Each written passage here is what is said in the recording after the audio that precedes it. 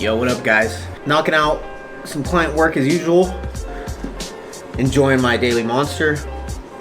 It is 1:30. I'm training at 5:30 with my boy Roger. We got a push day. I'm gonna take you guys along with us, and I'm gonna do a little bit of commentary for you guys. I haven't done a commentary video in a while. I'm gonna go through the push workout and give you guys some tips, some tricks, some golden nuggets for you to take along to your own training. Let's go.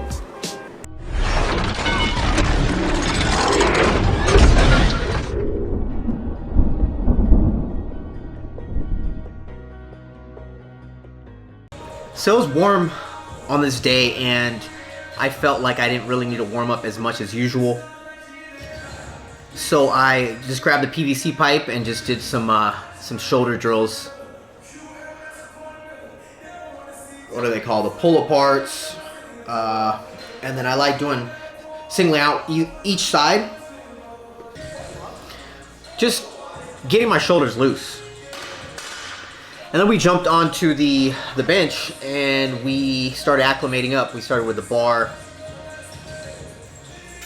the 45s, 185, a quarter on each side, and then Roger and Josh started working. That was their working set, I think 185, 190, and then I bumped it up to 220. Yeah, 230. So I went 135, 185, and then I went straight to my working sets. So keep in mind your acclimation sets are going to vary just based on your working weight every day. Every single session is going to be different. So there's no set rules on how you should acclimate. Just kind of mess with it and find your own way.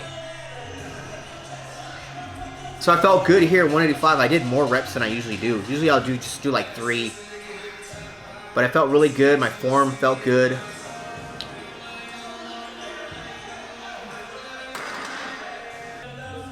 I think that's actually Roger was working with 195.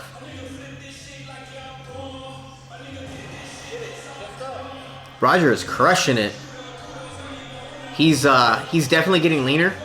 He started his cut when I started mine. I'm actually doing his macros, doing his coaching for him. And I'm excited to see what he has underneath, because before we started cutting, there was a period, I think like 6 or 7 months back, where he wanted to do a cut. He wanted to start a cut, and I told him just hold off, stay patient. Let's bulk together and let's bring some more gains. And he said yes. He's very coachable, and he was like, yeah, okay, let's do it. And I'm pretty sure, I'm 100% sure that he made some gains in that period where he wanted to actually start a cut. So he has that nice patient mentality now. And he understands that it takes time to make gains. Alright, so 230. My goal was 3 sets of 10. That was the mission in my head for this push workout.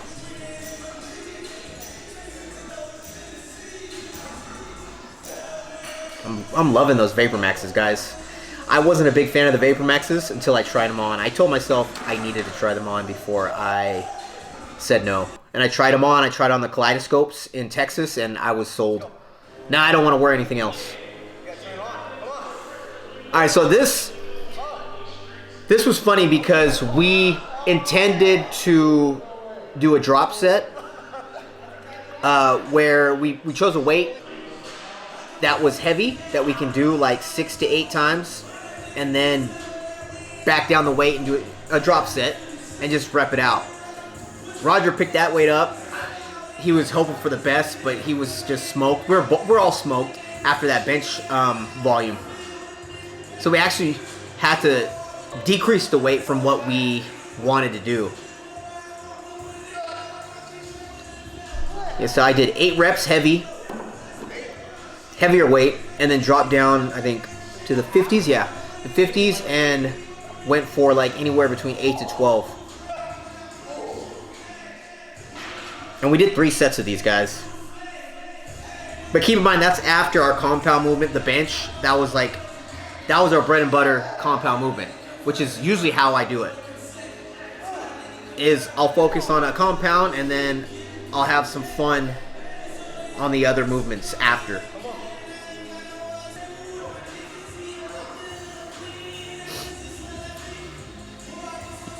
Some of you guys might remember Josh. He was at the campus like daily for a while. It was when he was in between jobs, and now he's super busy. He does real estate, and he lives in Carlsbad. So it's a drive for him, and he's super busy with work that it's hard for him to find time. And we always give him shit and say that he comes for his quarterly or his annually to come visit the campus. But whenever we get together, it's like there was never any time in between, you know?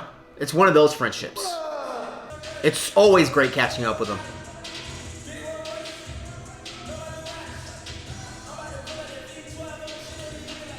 You see the angle of my dumbbells, guys? That is coming from me tucking my elbows. It just naturally wants to go that way. So once you find the angle of your tuck when you're pressing, let your hands just go with it on dumbbell pressing. Same thing with this. So we use this as our finisher. Flat cable press. I really like this just because the stabilization is there. It requires a lot of stabilization coming down, especially if you go lower. It really, really just taxes your chest. Try it out if you have the ability to do this at your gym. Oh yeah, that crept up on me. With this, you want to pinch your scapula together and keep that tightness in the bench. Same as bench press and dumbbell press.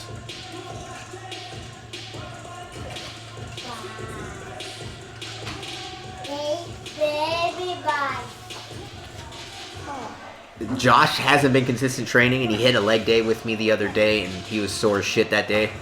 This day, it was pretty funny. But I think he's getting motivated again to get back into it. I moved on to shoulders. We did a compound set. Compound set is when you're doing 2 exercises back to back, but they're the same muscle group, right? A superset is if you're doing opposite, different muscle groups. So we did dumbbell shoulder press, seated, and we shot for anywhere between 10 to 12 reps. And then we moved on to the cable lateral raises, which has been one of my favorites lately. I really feel it in my shoulders a lot more than just doing the dumbbell. Try it out, start really light, and just focus on the squeeze at the top, driving with your elbows, and then controlling it down. And then work your way up with weight as you get better. We did triceps, another compound movement. We did this overhead tricep extension, and then we went straight into just a normal standing. 12 to 15 reps here, I believe. We did like 4 sets.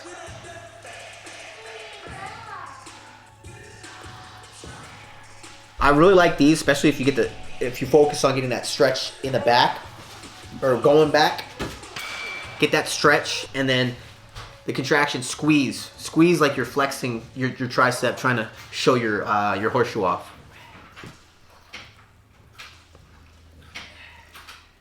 And guys, keep in mind with your accessory work, I know I preach form and technique, but a lot of times, like on those later sets, as you're smoked, your accessory movements aren't going to look pretty. It's almost like you want to go into those forced reps and just push yourself past your limits.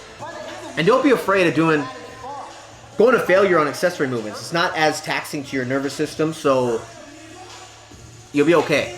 Avoid failure on your compound movements, though.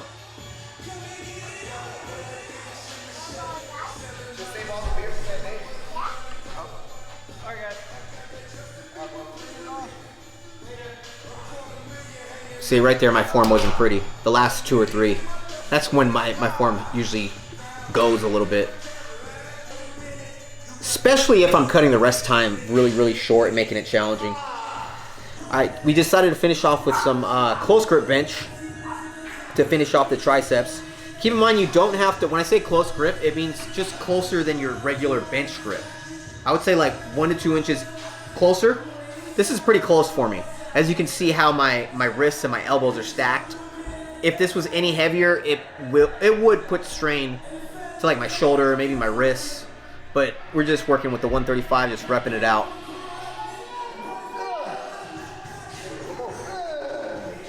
See, Roger's a little bit more stacked. It matches his tuck. When I say stacked, I mean the wrist, the hands on top of the elbow. How it's more of a straight line. Well, that's it, guys. I hope you enjoyed this type of video. Hit the like button if you did, and I'll do my best to do more of these. I'll see you guys in the next video. Peace. You go, I go, you stay, I stay. One song you sing.